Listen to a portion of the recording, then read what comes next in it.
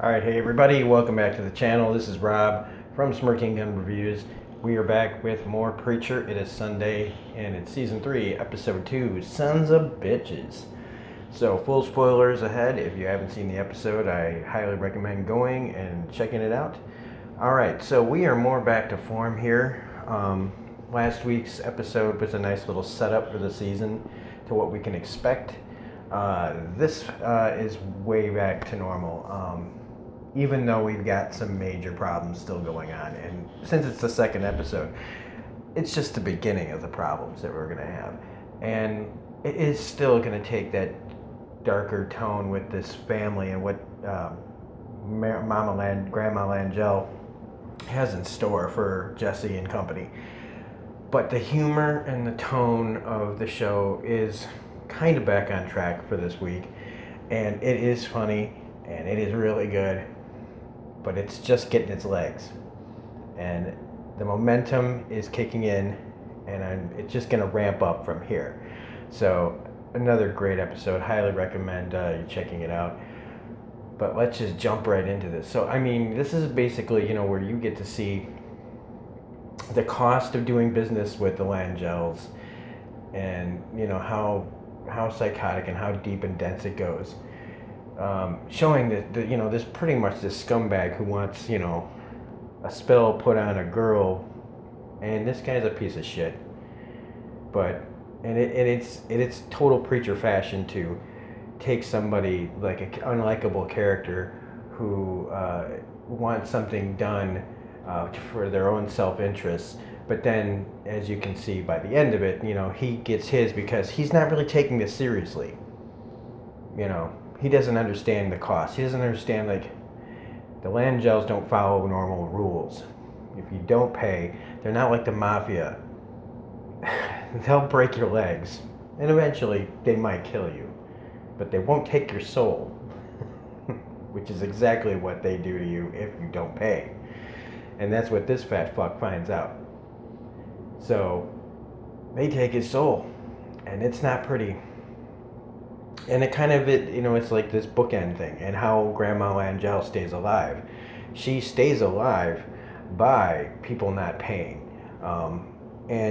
She's just this typical, this type of person that, they found the key to immortality, but at the cost.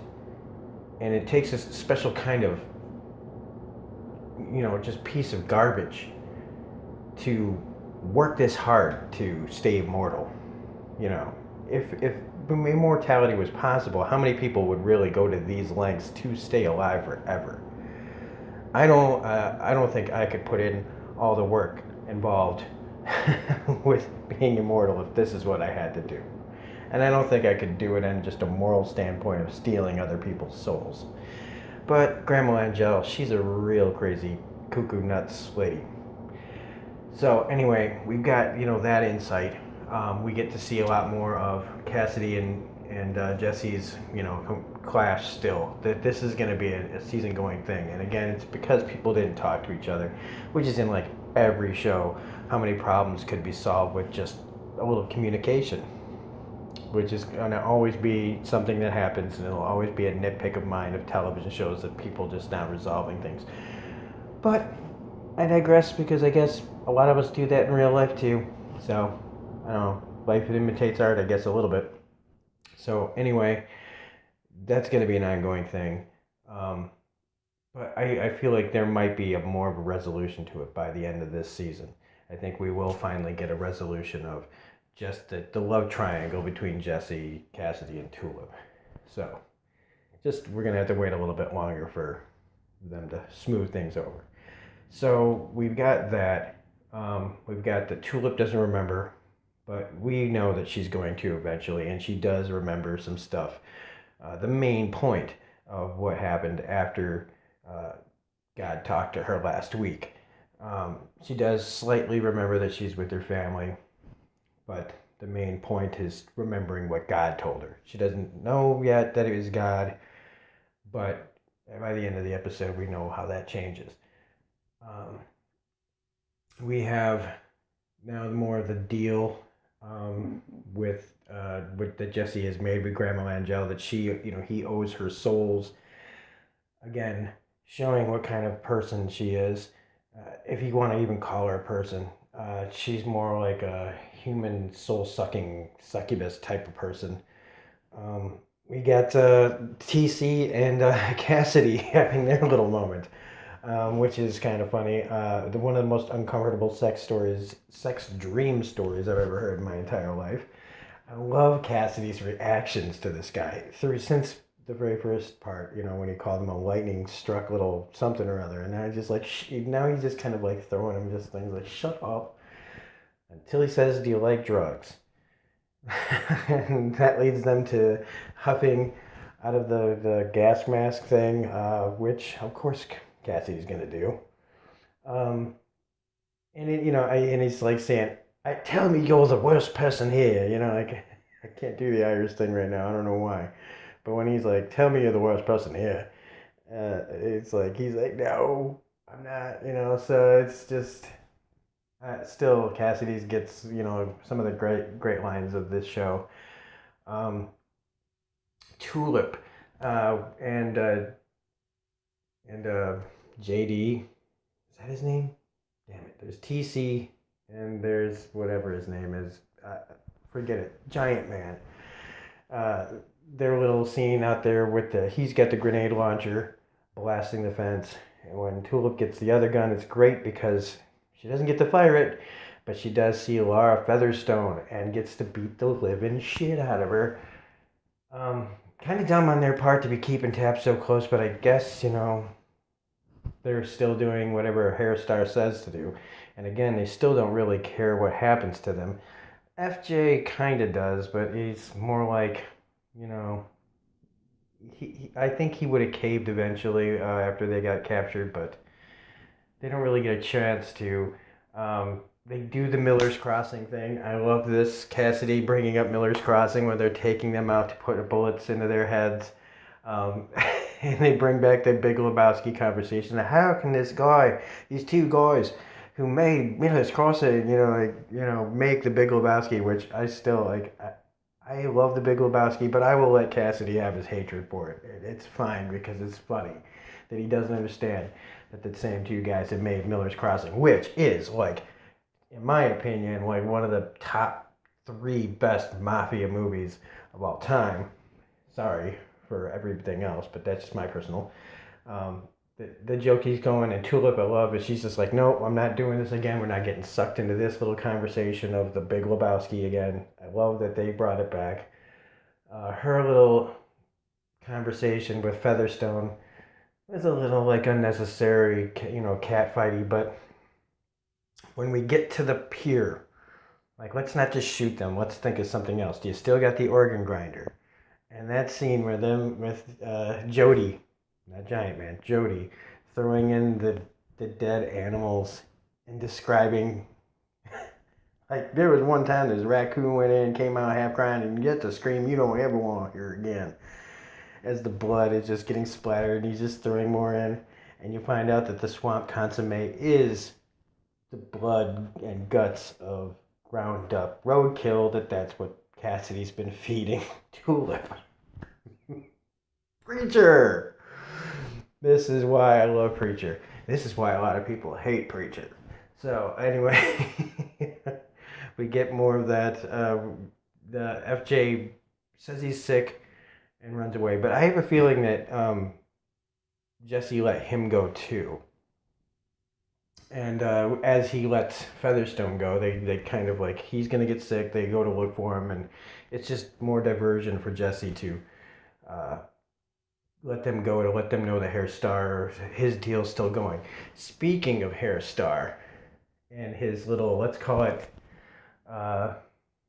little diplomatic tour, a little goodwill tour to other religious groups to get support for his their Messiah, Humperdew, the little slightly challenged Messiah that they have going. Let's, without being too crude about it, and just killing a bunch of Hare Krishnas that also have guns. So peaceful. It's just glorious, that scene. of just how ridiculous the action can get in a Hare Krishna commune in India for all things. That they all have guns and everybody's firing, and it's awesome and just amazing. And it's like, it reminded me of some of like Robert Rodriguez's stuff where bodies just go flying. But you get David Gruber in there as the Swami or whatever that gets kicked in the nuts after his little ha ha ha thing, and then just takes a bullet to the head. So we know that Hairstar is trying to get support for Humperdew until Jesse comes around, which sets up this last part of Tulip and Cassidy have a little car bomb, literal toy car bomb, blow up at the people that were there last week, so that they'll come to start shit, so that Jesse can have a distraction to go talk to Hairstar about getting his soul back, which works. I love Cassidy with the grenade launcher. I love him with the hat, explaining that he wears it because he's got the worst kind of skin cancer. I think I just did Australian there. Jesus, gotta get my accent straight. The goat cannon. Another amazing little thing there. And Jesse's little meeting. Now, you had to know that Hairstar wasn't just going to give it to him. Give him his soul back. But it was a nice touch for Jesse to try to get him to eat his own dick. But, maybe some other time. But, they get to have this conversation of what are we really doing? What do we really want? And since it is episode 2, come on. He's not getting his voice back yet. So, we had to do this little thing. Now, Jesse does make the deal. He almost gets his soul back. And Tulip begins to fire on everybody. Because she remembered that part that God told her to get those sons of bitches. And so she's getting those sons of bitches. Except it's at the wrong time, of course, when Jesse wants to get his soul back. So now, Hairstar is gonna leave Jesse to stew in his own marinade of his own personal little hell a little while before they make another attempt. So this means that we're gonna get some more crazy little backwoods Louisiana adventures. And I think it's gonna be great. And we get to see what the tombs are, which is basically where Betty Buckley's Grandma Langell keeps all the people that didn't pay their bills and their souls are taken, and she's got them chained up down there. Pretty dark stuff, pretty sad. Except I have a feeling that a lot of these people are like that pervy vice principal down there. So I know I'm missing some things, but I don't want to make this a super long video, especially since not a lot of people watch it. But those of you who do, thank you for watching. Thanks for all the support. I can't wait for next week. It looks like we're going to see some really crazy stuff. And yeah, so if you like this video, please hit the like button. Subscribe. We're about 146 subscribers. We are like 4 away from 150. So this is incredible. Again, thank you everybody for all the support. So comment, share. Tell me what you like about Preacher. Are you watching Preacher? If you're not watching Preacher, why not? So anyway, we've got Handmaid's Tale coming up on Wednesday. Comic reviews, probably Wednesday or Thursday. And Better Call Saul in August. Ready for that. So, more Preacher. And I plan on doing a couple of videos. One about The Walking Dead. And one about this whole Disney X-Men thing. So, keep a watch for all those. And we will see you on the next video. And again, Preacher, I'm so glad you're back. See ya.